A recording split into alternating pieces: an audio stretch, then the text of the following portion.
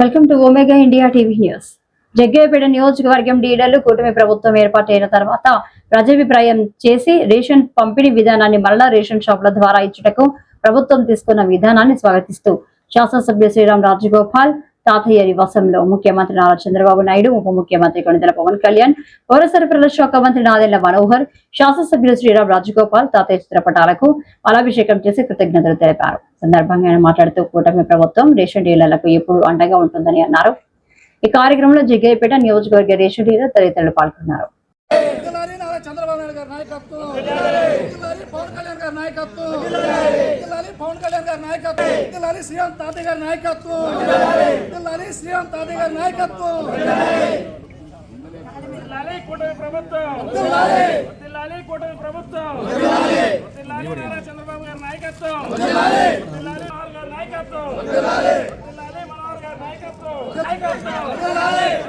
శ్రీరామ్ తాతయ్య గారి నాయకత్వం.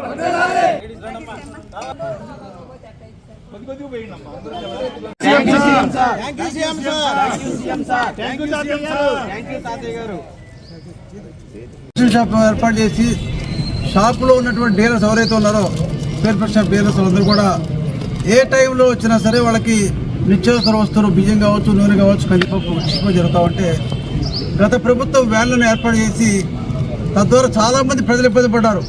వ్యాన్ వచ్చిన సమయానికి ప్రజలు పోవాలి, ఆ సమయానికి ఉన్నప్పుడు కూడా లేరని చెప్పి ఆ సరుకులు మొత్తం కూడా వేరే మార్కెట్కి వెళ్ళిపోయి, కానీ డీలర్స్ ఎవరైతే ఉన్నారో వాళ్ళందరూ కూడా కంటిన్యూ షాపు ఇల్లు ఒకటే ఉండి వచ్చిన వాళ్ళందరూ కూడా ఎటువంటి రిమార్క్ లేకుండా ఇస్తున్నారని చెప్పి పదే అడిగారు.